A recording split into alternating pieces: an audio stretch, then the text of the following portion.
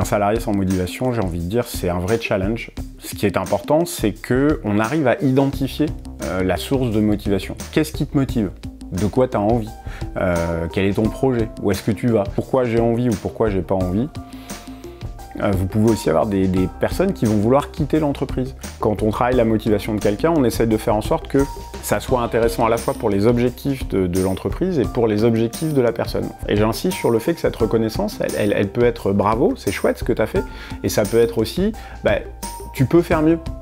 De la même manière qu'on va se poser la question de savoir si la motivation est la même, on va aussi se poser la question de savoir si la motivation est constante. Je ne peux pas déterminer la motivation de quelqu'un à sa place. Donc j'ai rencontré des collaborateurs qui avaient besoin d'être très rassurés, très souvent, et garder à l'esprit que c'est impossible d'être tout le temps au top de la motivation.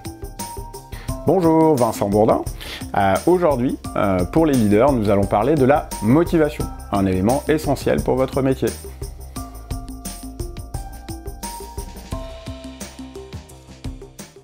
Du point de vue du manager et de l'entreprise, malheureusement, c'est potentiellement une ressource qui ne va pas produire ce qu'on peut attendre ou qui ne va pas réaliser potentiellement l'intégralité des tâches qui peuvent lui être confiées. C'est d'autant plus frustrant pour un manager ou pour une entreprise que ça veut dire que ce collaborateur ne s'épanouit pas. Et donc, est-ce qu'il va correctement servir notre client? On n'en sait rien. En tout cas, on n'en est pas du tout sûr. Et est-ce qu'encore une fois, il va s'épanouir et se développer dans l'entreprise? Ça, c'est encore une vraie question où il y a un point d'interrogation. Donc un salarié sans motivation, j'ai envie de dire, c'est un vrai challenge. C'est une situation qu'un manager, un leader va avoir envie normalement de changer.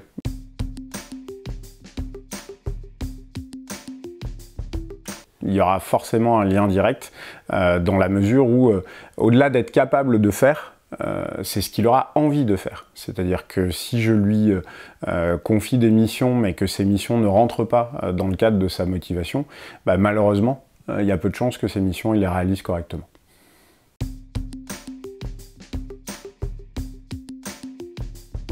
Moi, j'ai l'habitude de décrire la motivation sous la forme d'un triangle. Et dans les formations incendie, on nous apprend à comprendre comment fonctionne le feu. Et comment fonctionne du coup le feu? Il fonctionne sur la base d'un triangle qui s'appelle le triangle du feu.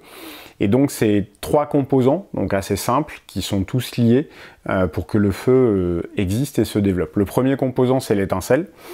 Le deuxième composant, c'est le combustible. C'est ce qui va venir alimenter le feu dans un premier temps, donc c'est ce qui va brûler, le bois par exemple, du papier, tissu. Et puis le troisième composant, c'est le comburant. Le comburant, c'est l'air, l'oxygène, le vent. Alors il faut toujours du combustible, il faut toujours du comburant. Si on enlève un des deux, à un moment donné, le feu arrête de se développer ou arrête de persister. Et la motivation, elle a à peu près le même fonctionnement. Il y a une étincelle, c'est la motivation de la personne, sa motivation d'origine, ça vient d'elle. Et puis il va y avoir ce que le formateur, le leader, le manager va mettre aussi dans les combustibles, c'est-à-dire ce qu'il va lui confier. Et puis il va y avoir aussi les comportements du leader, du manager ou d'un formateur à l'égard d'un collaborateur ou d'une personne. C'est le comburant, c'est-à-dire est-ce qu'on va penser par exemple à encourager, est-ce qu'on va penser à faire des feedbacks, est-ce qu'on va penser à faire des entretiens réguliers avec ces personnes-là. Donc c'est les trois composants et c'est la métaphore que je prends pour décrire le principe de la motivation.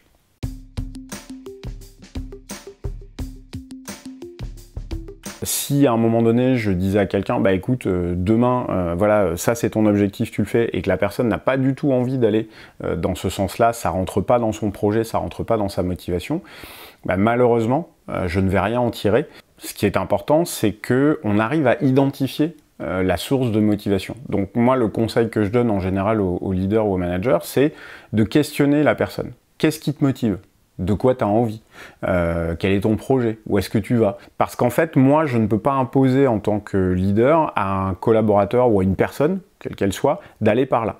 La motivation intrinsèque, c'est vraiment ce qui vient de la personne, c'est ce qui vient de l'intérieur, c'est elle qui est capable de le définir et de l'expliquer. Pourquoi j'ai envie ou pourquoi j'ai pas envie? Voilà.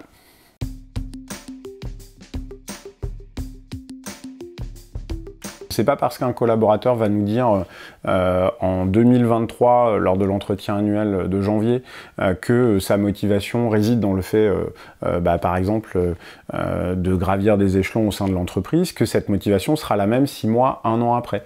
Donc en fait, c'est quelque chose qu'il faut régulièrement questionner, qu'il faut valider avec le collaborateur. Vous pouvez aussi avoir des personnes qui vont vouloir quitter l'entreprise. C'est jamais sympa pour un leader, pour une entreprise, de s'entendre dire qu'on veut partir, ça fait pas plaisir. Et on a tendance des fois à baisser les bras, à jeter un peu l'éponge. Moi, je fais tout l'inverse en fait. J'essaye de voir comment je peux aider la personne, parce que les quelques mois où elle va encore être chez moi, j'ai tout intérêt à ce qu'elle continue à être productive. Donc comment dans les missions que je vais lui confier, comment dans les retours, les feedbacks, les accompagnements que je vais lui donner, ça va l'aider à mon projet et ça va l'aider aussi à son projet. Donc c'est un peu ça. Quand on travaille la motivation de quelqu'un, on essaie de faire en sorte que ça soit intéressant à la fois pour les objectifs de l'entreprise et pour les objectifs de la personne. En fait, on essaye de trouver un bon milieu, voilà, pour avancer ça.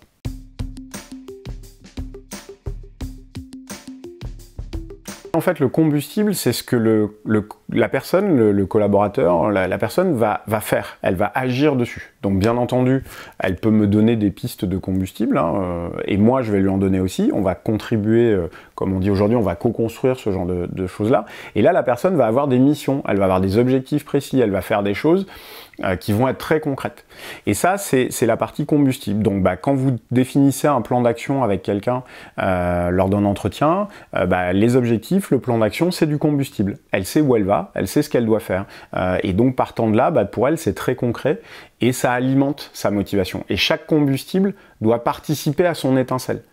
Voilà, si vous mettez du bois mouillé ou du bois qui n'est pas adapté dans le feu, malheureusement votre feu il va soit dépérir, soit il va fournir une fumée qui est pas forcément la bonne. Donc on essaye de fournir du combustible qui est adapté.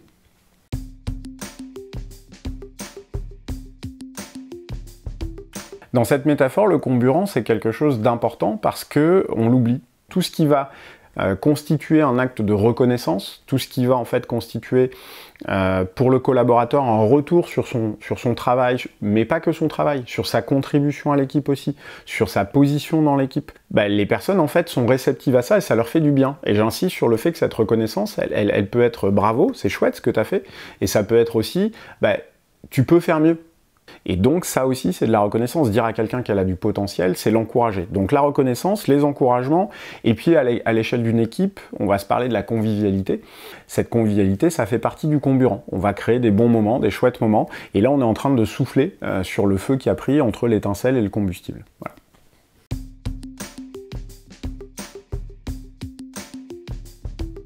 De la même manière qu'on va se poser la question de savoir si la motivation est la même, on va aussi se poser la question de savoir si la motivation est constante. Et là, je vais m'appuyer sur les travaux de deux messieurs, c'est Hersey et Blanchard qui ont développé la théorie des 4 styles de leadership. L'équation, c'est l'autonomie de quelqu'un, c'est la motivation fois ses compétences. Donc j'ai un devoir, en tant que leader, de régulièrement aller questionner les personnes et m'intéresser à comment ils vont. Alors il y en a, vous allez pouvoir le faire une fois de temps en temps. Moi je fais partie de ces personnes-là. J'ai pas besoin qu'on vienne tout le temps de me dire je suis content de toi, etc. En revanche, si vous me le dites jamais, ça va vraiment me peser. Mais si on vient me voir une fois par mois, une fois tous les 2 mois, et qu'on me dit « Ah Vincent, j'aime bien ton boulot et tout », ça me fait du bien. Et à côté, j'ai rencontré des collaborateurs qui avaient besoin d'être très rassurés, très souvent, et donc des fois c'était toutes les semaines ou toutes les 15 jours au début en prise de poste, ça peut faire du bien, ou même des personnes un peu plus expérimentées, mais qui vous disent moi j'en ai besoin. Donc ça, ces gens-là, il faut aller les voir, les féliciter sur un bon résultat, les encourager lorsqu'ils ont raté quelque chose, mais quand même leur dire qu'ils ont du potentiel, voilà. Et là c'est du comburant, ça aussi, c'est ce qu'on disait avant, et en même temps on va mesurer le degré de motivation. Et gardez à l'esprit que c'est impossible d'être tout le temps au top de la motivation. Tous les sportifs vous le diront, c'est impossible.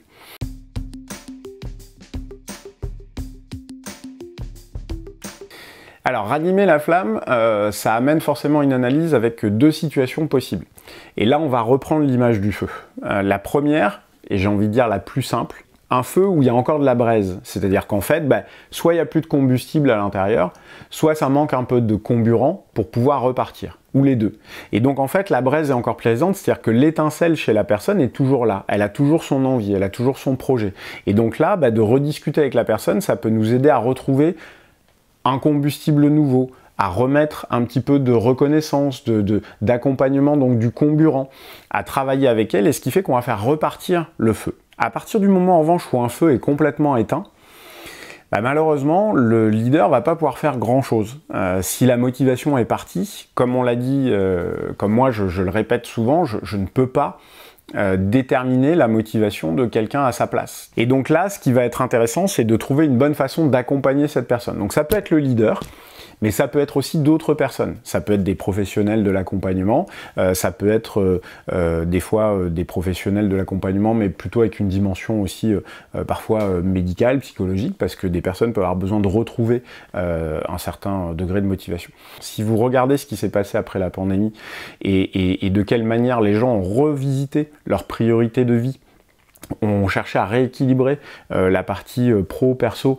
On voit l'explosion d'un marché qui est celui de l'accompagnement des gens vers la réorientation professionnelle, la création d'entreprises, etc. Donc ça, c'est des gens qui ont vu leur motivation s'éteindre par rapport à leur projet initial, à quelque chose, et qui ont eu besoin d'être aidés à retrouver une motivation. Encore une fois, on les aide à trouver leur propre motivation. C'est une démarche personnelle, intérieure. Vous ne pouvez pas imposer à quelqu'un de décider d'aller élever des chèvres dans Larzac, de la même manière que vous ne pouvez pas imposer à quelqu'un d'être un manager au sein d'une équipe et d'une entreprise si elle n'a pas envie d'y aller, si elle n'a pas envie de faire ce métier. Donc c'est un travail purement personnel.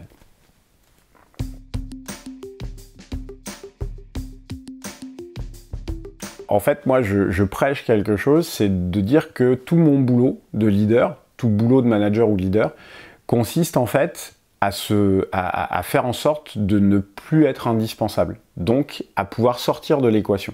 Pour moi, un leader, son rôle, un bon leader, c'est de créer d'autres leaders. Donc ça veut dire qu'à un moment donné, je partage mon pouvoir, je partage les responsabilités, et donc mon rôle, c'est de m'effacer.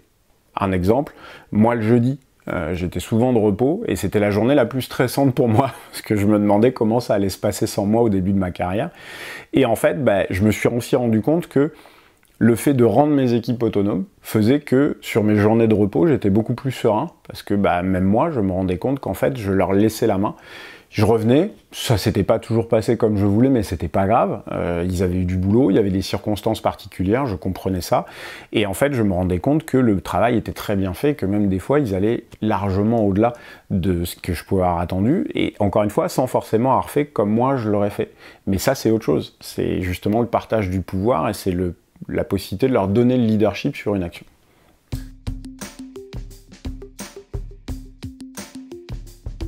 Quand mon équipe est autonome, c'est soit je prépare à la suite, soit je me prépare à ma suite aussi, parce que quand mon équipe est autonome, c'est que peut-être moi j'ai le droit d'aller chercher d'autres choses.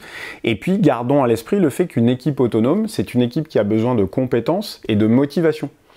Donc c'est pas parce que des collaborateurs ou des collaboratrices sont autonomes qu'ils n'ont pas besoin qu'on alimente leur motivation. Demain, vous avez que des cadors, et moi ça m'est arrivé une fois dans ma vie professionnelle, j'ai repris une équipe qui était ultra autonome. Mon boulot, ça a été de continuer à alimenter leur motivation, en essayant de trouver une bonne façon de leur confier des missions intéressantes pour eux, en trouvant une façon de leur donner, encore une fois, des objectifs et des choses qu'ils allaient trouver intéressantes en termes de challenge. Et puis, par rapport au comburant, là je vous ai donné le combustible, mais par rapport au comburant, ça veut dire que parmi ces personnes-là, il y en avait qui avaient besoin que je les reçoive tous les mois, tous les 2 mois, pour discuter de leur progression, de leur projet. Certains voulaient évoluer au sein de l'entreprise.